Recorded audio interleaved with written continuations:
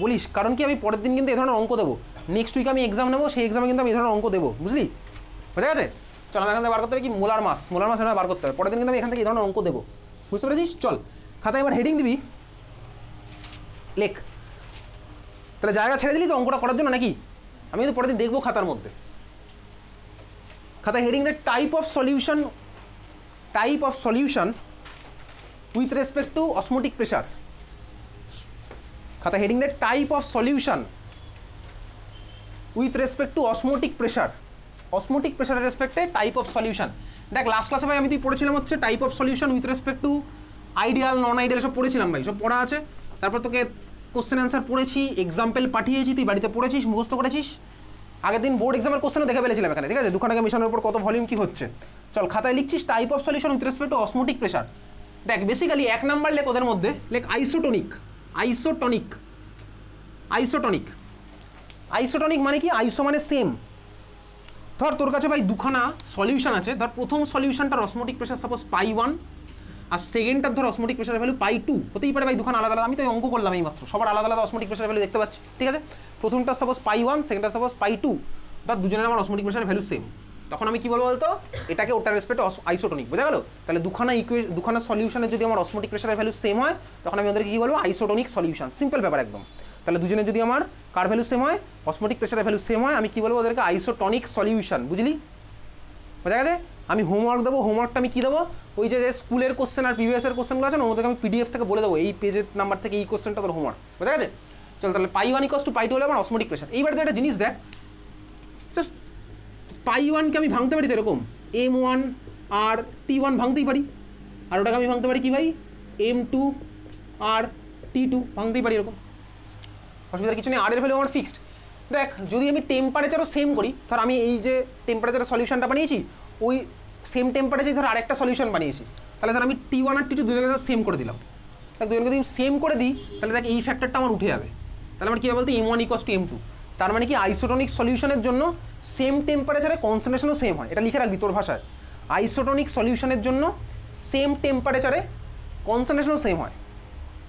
Isotonic সলিউশনের জন্য same টেম্পারেচারে কনসেন্ট্রেশনও same হয়। কন্ডিশন কিন্তু আমার টেম্পারেচার, ঠিক আছে? আইসোটনিক সলিউশনের জন্য সেম টেম্পারেচারে কনসেন্ট্রেশনও আমার সেম হয়। বোঝা গেছে? আইসোটনিক সলিউশনের জন্য সেম টেম্পারেচারে আমার কনসেন্ট্রেশন হবে হচ্ছে সেম।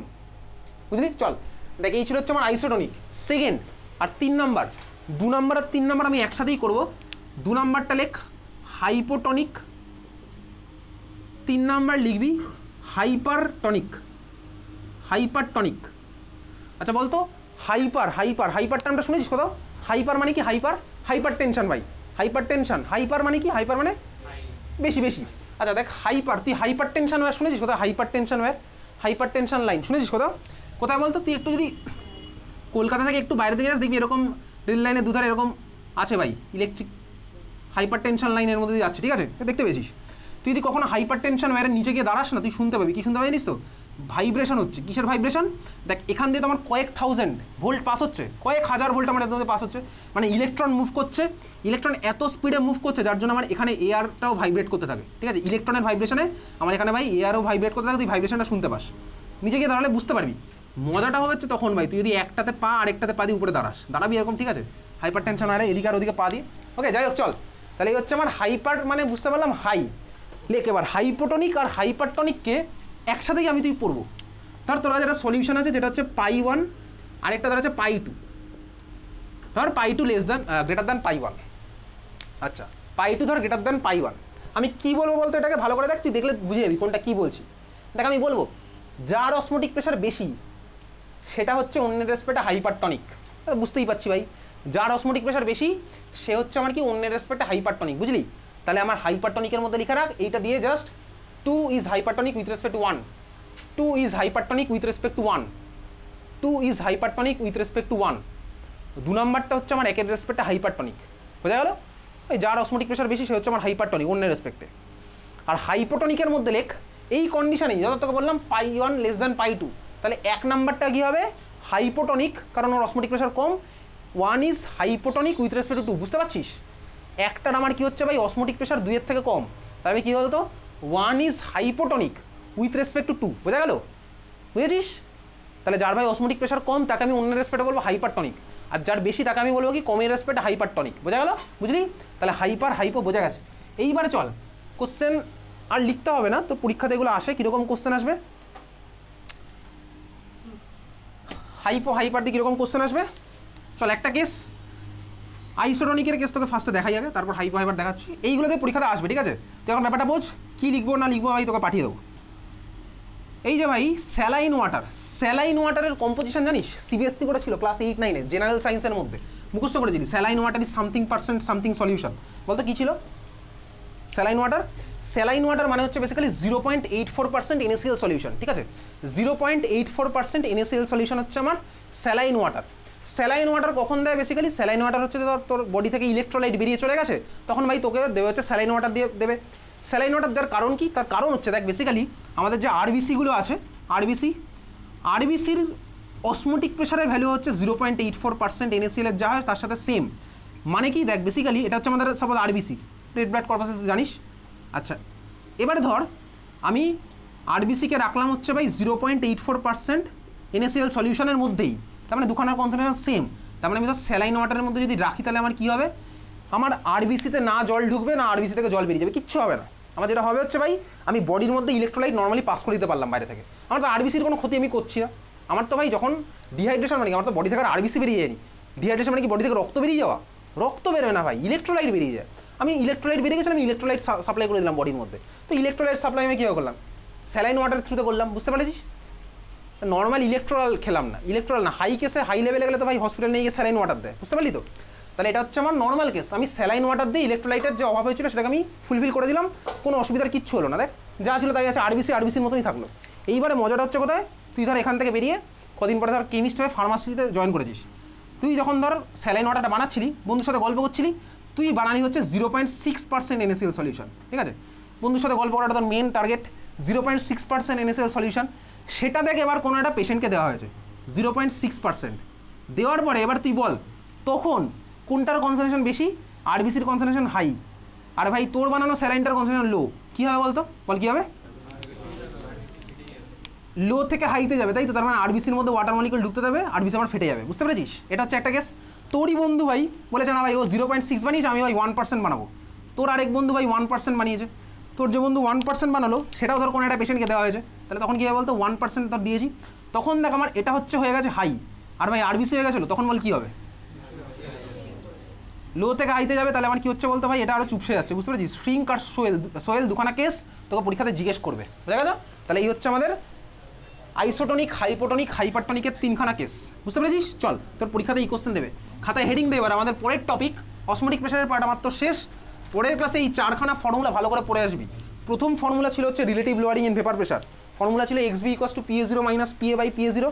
সেকেন্ড ফর্মুলা পড়েছিলাম হচ্ছে elevation in boiling point, delta TV = KB × molality. Third পড়েছিলাম হচ্ছে depression in freezing point, delta TF = KF × molality. Fourth পড়লাম আজকে অসমোটিক প্রেশার, পাই = MRT। দেখ কেন ভাই অসমোটিক প্রেশারকে কেন কলিগেটিভ প্রপার্টির মধ্যে পড়লাম, তুই ভালো করে দেখ ইকুয়েশন যেটা পেয়েছিলাম না, পাই = MRT। পাই অসমোটিক প্রেশার কেন কলিগেটিভ প্রপার্টি? কলিগেটিভ প্রপার্টি মানে কি ছিল? যেটা আমার কার উপর ডিপেন্ড করে? নাম্বার অফ পার্টিকেলের উপর ডিপেন্ড করে। দেখ পাই মানে কি? Molarity into R into temperature. ভাই টেম্পারেচার তো নর্মাল, টেম্পারেচার আমি ফিক্স করে দিলাম সবার জন্য সেম হয়ে যাবে। আর ভাই সবার জন্য কনস্ট্যান্ট। মোলারিটি মানে কি? মোল অফ সলিউট মানে দ্য অ্যামাউন্ট অফ সলিউট, বুঝতে পেরেছিস? বোঝা গেছে? এখানে হাইড্রোজেন বন্ডিং কোনো কাজেই লাগবে না, জাস্ট কতগুলো পার্টিকেল আছে তার উপর ডিপেন্ড করবে, বুঝতে পেরেছিস? তাহলে এটা হচ্ছে আমার 4 নম্বর কলিগেটিভ প্রপার্টি। এবারে খাতায় হেডিং দে, পরের টপিক। এবার তুই একটু অন্য জিনিস পড়বো, লেখ solubility of gas in liquid. Solubility of gas in liquid 9টা 10 থেকে স্টার্ট করবো হচ্ছে এখন অর্গ্যানিকের এক্সামটা। Solubility of gas in liquid, solubility of gas in liquid. আমি লিকুইডের মধ্যে ভাই গ্যাসকে সলিবেল করবো, তাহলে আমার সেই রিলেটেড জিনিসপত্র ভালো করে দেখ। সিম্পল ব্যাপার, তোর বইতে অনেক কমপ্লেক্স করে লেখা আছে এবং তোর বইতে সলিউশন চ্যাপ্টার স্টার্ট হয়েছে এটা দিয়ে। আমি ভাই পরে পড়ছি। দেখ solubility of gas in liquid মানে কি? ধর আমার কাছে ভাই একটা লিকুইড আছে, লিকুইডের উপরে ধর আমার কিছু ভাই গ্যাস পার্টিকেল আছে, ভালো করে দেখবি, সিম্পল ব্যাপারটা বুঝবি। তোর বইতে অনেক কমপ্লেক্স করে ব্যাপারগুলো লেখা আছে। এটা হচ্ছে আমার ধর গ্যাসের মলিকুল, লিকুইডের উপর থাকতেই পারে। আচ্ছা দেখ, যত আমার ভাই তো একটা ভালো করে জিনিস দেখবি, যত আমার এই লিকুইডের উপরে গ্যাসগুলোর পার্শিয়াল প্রেশার বেশি হবে। কেন পার্শিয়াল কথা বললাম? কারণ তুই ভাবনা ভাই জলের উপরে যখন গ্যাস আছে গ্যাসে কে কে আছে ভাই? অক্সিজেন, নাইট্রোজেন, হাইড্রোজেন সবাই মিলেমিশে আছে। অ্যাটমসফেরিক গ্যাস যদি ভাবি সবাই মিলেমিশে আছে, তাহলে আমি নর্মাল কন্ডিশনে বলছি, এখানে আর কোনো ক্লোজ কন্টেনারের গল্প নেই। ভেপার প্রেশার আমাদের পাস্ট, ওর শেষ হয়ে গেছে, ঠিক আছে? নর্মাল লিকুইডের উপর আমার ধরো গ্যাস পার্টিকেল আমি দেখেছি, আছেই ভাই নর্মাল নেচার। এইবারে তুই ভাব, যত গ্যাসগুলোর প্রেশার বেশি হবে, প্রেশার তোর বেশি, মিক্সচার অফ গ্যাস হলে আমি কী বলবো? পার্শিয়াল প্রেশার বলবো। তাহলে দেখ আমার যত ভাই পার্শিয়াল প্রেশার অফ গ্যাস বেশি হবে, কী বলতো? গ্যাস প্রেশার বেশি দিচ্ছে, তাহলে টুক করে জলের মধ্যে ঢুকে যাবে, লিকুইডের মধ্যে ঢুকে যাবে, বোঝা গেল? তাহলে যদি দেখ লিকুইডের মধ্যে টুক করে ইনসার্ট করে যায়, তাহলে আমি কী বলবো? ওর সলিবিলিটিও বেশি, স্বাভাবিকভাবেই। তার মানে আমার এখানে ফার্স্ট যেটা আমি লিখছি খাতার মধ্যে, সেটা হচ্ছে লিখবো এরকম, সলিবিলিটি, এই গ্যাসটার সলিবিলিটি কার সাথে প্রপোর্শনাল? এই যে ভাই পার্শিয়াল প্রেশার অফ গ্যাস, তাহলে proportional to partial pressure of gas. কোন গ্যাস? লিকুইডের উপরে যেটা আছে, তাহলে partial pressure of gas above liquid, বুঝলি? বুঝতে পেরেছিস তুই? এটা বইতে এগুলো অনেক কঠিনভাবে লেখা থাকবে, ঠিক আছে? তাহলে সলিবিলিটি অফ গ্যাস কার সাথে proportional? Partial pressure of gas above liquid, বোঝা গেছে? আচ্ছা, সেকেন্ড আরেকটা জিনিস দেখ, সেকেন্ড আমি বলতে পারি এটাকে আমি আরেকটা পার্সপেক্টিভ দিয়ে দেখছি। কীরকম দেখছি? ধর আমি দেখলাম ভাই লিকুইডের মধ্যে প্রচুর পার্টিকেল এরকম গ্যাসের ধর ঢুকে আছে এরকম, তার মানে কি লিকুইডের মধ্যে প্রচুর পার্টিকেল কখন ঢুকবে? অবভিয়াসলি যদি ওটা সলিবিলিটি বেশি হয় তাহলেই ঢুকতে পারবে। আচ্ছা, প্রচুর পার্টিকেল ঢুকে আছে, তার মানে কি বলতো ভাই? মানে গ্যাস পার্টিকেলের অ্যামাউন্ট বেশি, গ্যাস পার্টিকেলের অ্যামাউন্ট বেশি মানে কি? গ্যাস পার্টিকেলের মোল বেশি, তার মানে গ্যাস পার্টিকেলের মোল ফ্র্যাকশনও বেশিই হবে। তাহলে সেকেন্ড আরেকটা আমি লিখতে পারি কি বলতো? Solubility directly proportional to mole fraction X denote করে অফ গ্যাস ইনসাইড লিকুইড, এটা লিকুইডের মধ্যে, ইনসাইড লিকুইড, বোঝা গেছে? Mole fraction of gas inside liquid, বুঝলি? লিকুইডের মধ্যে যত বেশি আমার গ্যাস দেখতে পাবো, তার মানে আমি কী বুঝবো ভাই? ওর অ্যামাউন্ট বেশি। অ্যামাউন্ট বেশি কখন হবে? যদি বেশি বেশি সলিবিলিটি হয় তাহলেই আমার হবে। এত ক্লিয়ার, বুঝলি? আচ্ছা, এইবারে দেখ এই দুখানা লোকে আমি কম্বাইন করবো। দেখ ভাই সলিবিলিটি প্রপোর্শনাল টু এটা, আবার সলিবিলিটি প্রপোর্শনাল টু এটা, তার মানে বলতে পারি এটা প্রপোর্শনাল টু এটা, ঠিক আছে? আচ্ছা, এইবারে তুই দেখবি আমি ওটা আর আলাদা আলাদা করে দিচ্ছি না, একই লাইনে লিখবো। তাহলে আমি কী বলবো? Partial pressure of gas above liquid proportional to mole fraction of gas inside liquid, হয়েছে? প্রপোর্শনালিটি সাইন যদি তুলে দিই তাহলে আমার কি আসবে? একটা কনস্ট্যান্ট আসবে, বোঝা গেছে? তাহলে চল আনি ভাই। তাহলে আমার কী হচ্ছে? Therefore partial pressure of gas above liquid proportionality আমি তুলে দিলাম, একটা কনস্ট্যান্ট আসছে। কনস্ট্যান্ট হচ্ছে কি ভাই? KH, KH constant. তাহলে ভাই into mole fraction of gas inside liquid, বুঝলি এত অবধি? ভাই এটা প্রপোর্শনালিটি এটা ছিল, আমি প্রপোর্শনালিটি সাইন তুলে দিয়ে একটা ইকুয়াল টু সাইন একটা কনস্ট্যান্ট আসলাম। এই যে কেএইচ এটাকে বলে কি? লেখ, এটাকে বলেছে হেনরিজ কনস্ট্যান্ট, হেনরিজ কনস্ট্যান্ট। এই যে এতক্ষণ ধরে যে লটা পড়লাম ওটাকে বলে হেনরিজ ল, আর এই যে ইকুয়েশনটা পড়লাম এটাকে বলা হচ্ছে হেনরিজ ইকুয়েশন। মার্ক করে রাখ এগুলো, Henry's equation. Partial pressure of gas above liquid equals to KH into mole fraction of gas inside liquid. Equation mark করে রাখলাম, মুখস্থ করে রাখলাম। এখান থেকে কী হবে দেখবো কিছুক্ষণের পরেই, বোঝা গেছে? এত ক্লিয়ার, বুঝতে পেরেছিস? তার মানে তুই কী বুঝলি বলতো? Partial pressure of gas above liquid যত বেশি হবে, সলিবিলিটি অফ গ্যাস তত বেশি। এত ক্লিয়ার, বোঝা গেছে? লেখ খাতায় লেখ ফিচার্স। কার ফিচার্স? হেনরিজ কনস্ট্যান্টের ফিচার্স লেখ। Features of Henry's constant.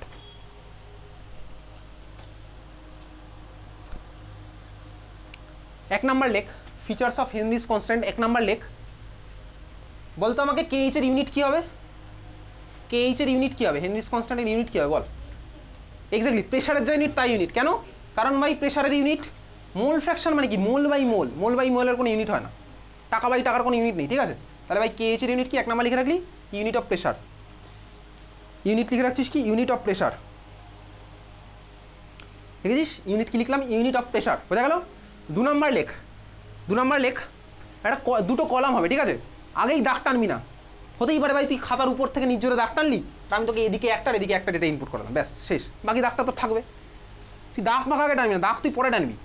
খাতার লেফট সাইডে হেডিং দে। এখন যেটা ভ্যালুগুলো বলছি সেই ভ্যালু তোর এক্সামে লাগবে না, তোকে জাস্ট একটা জিনিস বোঝানোর জন্য বলছি, ঠিক আছে? তাহলে ভ্যালুগুলো এক্সামে লাগবে না, কনক্লুশনটা আমার এক্সামে লাগবে, ঠিক আছে? ভ্যালুগুলো আমার এক্সামে লাগবে না, কনক্লুশন আমার এক্সামে লাগবে। তুই হতেই পারে তুই পরীক্ষাতে কদিন পরে এটা মুখস্থ করে চলে গেলি, লাগবে না, কোনো ভ্যালুগুলো লাগবে না। তাহলে লিখে রাখ value not for exam.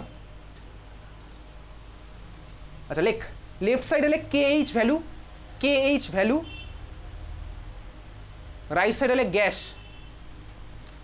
KH ভ্যালুর মধ্যে নাম্বার 1 140, গ্যাস লেখ হিলিয়াম। দু নম্বর ভ্যালু লেখ 75, গ্যাস লেখ H2। 3 নাম্বার লেখ 35, গ্যাস লেখ O2, হয়ে গেছে লেখা। আচ্ছা তুই আমাকে বলতো 3টে গ্যাসের মধ্যে তুই কমন সেন্স অ্যাপ্লাই কর, ভ্যালুটা দেখতে হবে না, ভ্যালু দেখেও তুই বুঝতে পারবি না যদিও। তুই আমাকে বল 3টে গ্যাসের মধ্যে কোন গ্যাসটা সবচেয়ে বেশি ওয়াটারে সলিউবল বলতো? 3টে গ্যাসের মধ্যে কোন গ্যাস সবচেয়ে বেশি ওয়াটারে সলিউবল বল, কমন সেন্স। Oxygen gas. কেন ভাই অক্সিজেন গ্যাস কেন বেশি ওয়াটারে সলিউবল? আর তুই ভাব হিলিয়াম সবচেয়ে লাইটেস্ট গ্যাস, হিলিয়ামকে দিলে ভাই হিলিয়াম বেলুন ওড়ানোর জন্য হিলিয়াম ইউজ করা হয়।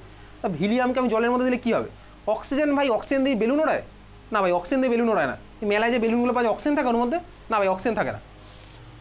জলের নিচে যে স্পিসিসগুলো বেঁচে আছে কার জন্য বেঁচে আছে? অক্সিজেনের জন্য সবই হয়। এই যে ভাই জলের নিচে মাছ আছে, তো মাছ কি নেয়? অক্সিজেন নেয় নাকি হিলিয়াম নেয়? অবভিয়াসলি অক্সিজেন নেয়। অ্যাকোয়াটিক স্পিসিস আমার অক্সিজেনের জন্যই বেঁচে আছে, বোঝা গেছে? আচ্ছা তার মানে দেখ এই 3খানা ভ্যালু দেখে তুই বুঝতে পারছিস একটা জিনিস, KH এর ভ্যালু যত বেশি দেখ আমার সলিবিলিটি তত কম। দেখ 3খানার মধ্যে দেখ তুই হিলিয়াম তো উড়ে পালিয়ে যাবে। KH এর ভ্যালু যত বেশি সলিবিলিটি দেখ আমার তত কম, ঠিক আছে? বুঝতে পারছিস 3খানা ভ্যালু দেখে? চল তাহলে 1 নাম্বার তুই এটা জাস্ট কনক্লুশন এরকম লিখে রাখ, KH সলিবিলিটির সাথে ইনভার্সলি প্রপোর্শনাল। এগুলো কিন্তু আমার ভাই পরীক্ষার সময় অ্যান্সার বার করার কাজে লাগবে, তো কোনো এক্সপ্লেনেশন চাইবে না তোর কাছে জানতে। তাহলে KH এটা তুই বক্স করে রাখ, KH inversely proportional to solubility, হয়ে গেছে?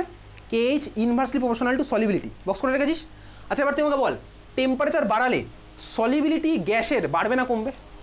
বল ধর আমার ধর অক্সিজেন ছিল জলের মধ্যে, আমি ধর নিচে আগুন লাগিয়ে দিলাম, বল দেখি অক্সিজেন কি বেশি অ্যামাউন্টে সলিবল হবে না কমে যাবে?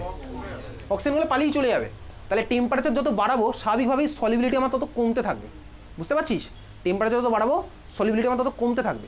তার মানে দেখ আমি বলতে পারি টেম্পারেচার বাড়ালে সলিবিলিটি কমে, তাহলে এটা আমার ইনভার্সলি প্রপোর্শনাল। তাহলে দেখ এইটা হচ্ছে আমি পেয়ে গেলাম, টেম্পারেচার বাড়ালে সলিবিলিটি কমে, সলিবিলিটি কমলে KH আমার বেড়ে যায়।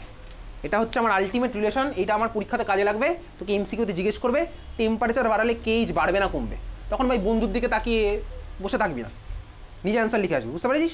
তাহলে KH বাড়ালে আমার কী হবে? টেম্পারেচার বাড়ে, টেম্পারেচার বাড়লে KH বাড়ে, একই ব্যাপার। KH আমি বাড়াবো কী হবে? টেম্পারেচার বাড়ে আমি KH নিয়ে খেলতে পারি, বোঝা গেছে? চল এবার খাতার মধ্যে লেখ application of Henry's law. Application of Henry's law 3খানা কেস পড়বো, 3খানা কেস তোর পরীক্ষাতে আসবে। 3খানা কেস তুই যদি এখন ব্যাপারটা বুঝবি, পরীক্ষাতে আসবে যখন শর্ট নোট লিখতে দেবে, আমি কী লিখবো আমি পাঠিয়ে দেবো আজকে। 3খানা কেস পড়বো, application of Henry's law, Henry's লর অ্যাপ্লিকেশন। তাহলে টেম্পারেচার যত কম সলিবিলিটি আমার তত কী আছে ভাই? বেশি, তাই তো? টেম্পারেচার যত কম হবে সলিবিলিটি আমার তত বেশি হবে, দেখতেই পাচ্ছি ওই ডেটা থেকে। টেম্পারেচার যত কম সলিবিলিটি তত আমার বেশি, টেম্পারেচার যত বেশি সলিবিলিটি তত কম, না বেশি? টেম্পারেচার যত বেশি সলিবিলিটি আমার তত কম, ঠিক আছে? একটা কোশ্চেন তোর পরীক্ষাতে আসে, সেটা হচ্ছে, এটা তোকে লিখতে হবে না কিছু, অ্যাকোয়াটিক স্পিসিস কোল্ড ওয়াটারে কেন বেশি ভালো থাকে? অ্যাকোয়াটিক স্পিসিস কোল্ড ওয়াটারে কেন ভালো থাকে, ঠিক আছে? কোল্ড ওয়াটার তার মানে টেম্পারেচার কম, ঠিকই বলেছিস। তোকে এটা পরীক্ষাতে লিখতে হবে, যে বলবি যে হেনরিজ লর রেসপেক্টে তোকে পাঠিয়ে দেবো বলে, হেনরিজ লর রেসপেক্টে টেম্পারেচার কম হলে সলিবিলিটি অফ গ্যাস বেশি হবে, তাহলে অক্সিজেন বেশি আছে, তাহলে অক্সিজেন বেশি আছে মানে ভাই অ্যাকোয়াটিক স্পিসিস ভালো থাকবে। তুই এসব বলবি না যে অনেকে লেখা ভাই অ্যান্সার, জানিস কী লেখা বলছি?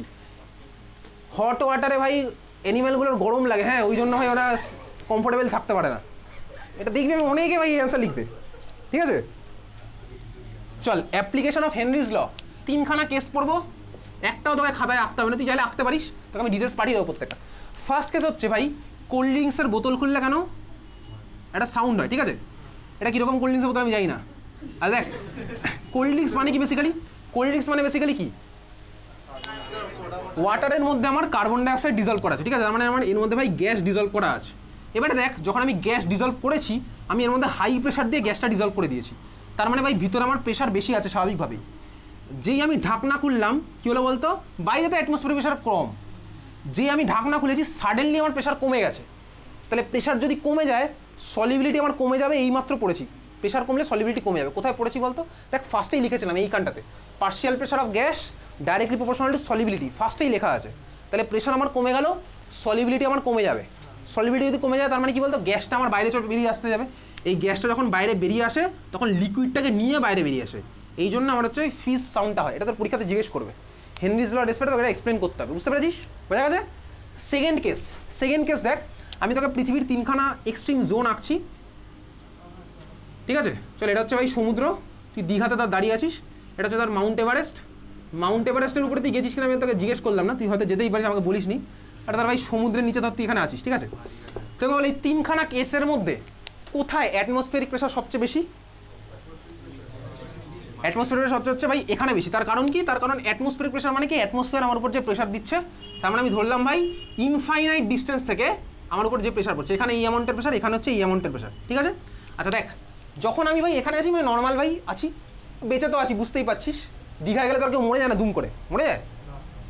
এভারেস্টের উপরে গেলে ভাই মারা যেতে পারে, এখানে ভাই চিড়ে চ্যাপটা হয়ে যেতে পারে একদম, ঠিক আছে? ওই যে ভাই কদিন আগে গেছিল না একটাই সাবমেরিন একটা গেছিলো আটলান্টা, এক্স্যাক্টলি, ঠিক আছে? চল দেখ, খোঁজই পাওয়া যায়নি। তারপর এইখানে যখন গেছি আমি এভারেস্টের উপরে, এভারেস্টের উপর তো যাওয়া দরকার, দার্জিলিংয়ে তাহলেই হবে। আমার দেখ এখানে প্রেশারের ভ্যালু কম, প্রেশার কম মানে আমার সলিবিলিটি কমে গেছে, অক্সিজেনের সলিবিলিটি কমে গেছে ব্লাডে। তার মানে কি হচ্ছে বলতো ভাই, ব্লাডে আমার অক্সিজেন কম কম অ্যামাউন্টে যাচ্ছে। আচ্ছা, অক্সিজেন আমরা কোথা দিয়ে নিই? আমাদের স্কিনের মধ্যে দিয়ে আমরা অক্সিজেন পাস করি, ব্লাডের মধ্যে কোথা দিয়ে পাস করি? ইনহেল করি ভাই, নাকের দরকার আছে, ওই জন্য নাক মুখের দরকার আছে। তোর কি মনে হয় স্কিনের মধ্যে অক্সিজেন টুক করে চলে গেলো ব্লাডের মধ্যে? অতটা সোজা নয় ভাই বায়োলজিক্যাল সিস্টেম। তার মানে দেখ তোর ভাই যখন পাহাড়ে গেছিস তোর প্রেশার কমে গেছে, প্রেশার কমে গেছে মানে কি অক্সিজেন কম কম অ্যামাউন্টে সলিবেল হচ্ছে, তার মানে তোর ব্লাডের মধ্যে অক্সিজেন কম গেছে, তোর ব্রেনেও অক্সিজেন কম যাবে, দেখবি তোর আস্তে আস্তে হ্যালুসিনেশন হবে, এটাকে বলে হচ্ছে আমার অ্যানক্সিয়া। এই কোশ্চেন তোর পরীক্ষাতে জিজ্ঞেস করবে হেনরিজ লয়ের রেসপেক্টে, বুঝতে পেরেছিস? কারোর ভাই মাউন্ট এভারেস্টের উপরে গেলেও হয় না, এই জন্য তো ভাই উপরে যখন যায় তখন অক্সিজেন সিলিন্ডার নিয়ে যায়, তুই দেখবি এই মাউন্টেনিয়ারিং এক্সপিডিশনগুলোতে, ঠিক আছে? অক্সিজেন এই জন্য নিয়ে যায়, স্বাভাবিক হয়, অক্সিজেনের ফ্লো তোকে ঠিকঠাক রাখতে হবে। ওকে চল, এটা হচ্ছে একটা কেস। এখানে যখন ধর গেছি, এবার তাহলে জলের এত নিচে তো কেউ যায় না, কোথায় যায় জলের নিচে? চল দেখি জলের নিচে বেসিক্যালি সাপোজ তুই জলের নিচে ভাই স্কুবা ডাইভিং করছিস, ঠিক আছে? স্কুবা ডাইভিং তুই জলের নিচে করছিস। আচ্ছা, এইবারে তুই যখন জলের নিচে আছিস তখন তোর কী হয়েছে বেসিক্যালি, এখানে তোর প্রেশার বেশি, প্রেশার বেশি মানে আমার ভাই এয়ারের মধ্যে যেগুলো আছে নাইট্রোজেন, অক্সিজেন, হাইড্রোজেন, নাইট্রোজেন আর অক্সিজেন স্পেশালি তোর বডির মধ্যে বেশি বেশি অ্যামাউন্টে ডিজলভ হবে। তুই তো যখন ভাই নিঃশ্বাস নিচ্ছিস, নিঃশ্বাস নেওয়া না, যখন তুই ইনহেল করছিস তখন তো তুই শুধু আর অক্সিজেনকে নিচ্ছিস না, আরও অনেকে ঢুকছে স্বাভাবিকভাবেই। তাহলে যখন ধর তুই জলের নিচে আছিস প্রেশার বেশি, প্রেশার বেশি মানে নাইট্রোজেন অক্সিজেন বেশি বেশি অ্যামাউন্টে ডিজলভ হলো। কত অবধি হবে? তোর যা লিমিটেশন তত অবধি হলো, ধর ডিজলভ হলো। এইবারে তুই তো সারা জীবন জলের নিচে থাকবি না, তুই একদিন এখান থেকে উপরে উঠে আসবি। খেলাটা হবে হচ্ছে এখান থেকে উপরে উঠে আসার পরে, যখন তুই উঠে আসলি প্রেশার দেখ আমার আবার কী হলো, আরও কমে গেল, প্রেশার কমে গেছে স্বাভাবিক হয়। এইবারে প্রেশার কমে যাওয়ার জন্য যেটা হবে হচ্ছে এই এতক্ষণ ধরে যে ইনক্রিজ হয়ে গেছিলো নাইট্রোজেন অক্সিজেন এরা আমার এবার বডি থেকে বাইরে বেরিয়ে আসতে চাইবে, সাডেনলি বেরিয়ে আসতে চাইবে। তো বেরিয়ে আসতে চাইলে কোথা দিয়ে বেরোবে? আস্তে আস্তে তখন ভাই নাক দিয়েই বেরোতে হবে। কিন্তু ভাই ওরা এত টাইম দেবে না, ওরা আমার ডাইরেক্ট ভাই ব্লাড থেকে বেরিয়ে আসতে চায়। তো বেরিয়ে আসতে দিয়ে যায় তোর কী হবে বলতো, ব্লাডের মধ্যে আস্তে আস্তে বাবলস দেখতে পাবি। এটাকে আমার বলে হচ্ছে বেন্ড, এটাকে বলে বেন্ড, এটাকে বলে বেন্ড, ঠিক আছে? এবার এই বেন্ড যাতে না হয় এই জন্য কী করে দেখবি স্কুবা ডাইভিং যখন করতে যায় না, পিছনে সিলিন্ডার দিয়ে মাস্ক পরিয়ে এখানে দিয়ে দেয়। কী দেয় বেসিক্যালি? এখানে তোর নাইট্রোজেন, অক্সিজেন, হিলিয়াম এসব একটা সার্টেন অ্যামাউন্টেই মেশানো আছে, যতটা আমার দরকার, যতটা আমি ইনহেল করতে পারবো আমি ততটাই দেওয়া আছে এর মধ্যে, বুঝতে পেরেছিস? এক্সেস যাতে তুই না নিতে পারিস, যতটা তোর ভাই বডিতে গেলে তোর বেন্ড হবে না সেই অ্যামাউন্টে এর মধ্যে তোর দেওয়া আছে। এই তিনখানা কেস তোকে পরীক্ষাতে জিজ্ঞেস করবে, বুঝতে পেরেছিস? চল তাহলে এখন এত অবধি খাতা বার কর, হবে হচ্ছে অর্গ্যানিকের পরীক্ষা। সরে যা, চেপে যা, ওদিকে যা, আমি মাঝখান দিয়ে রাস্তা বানাবো, যাও।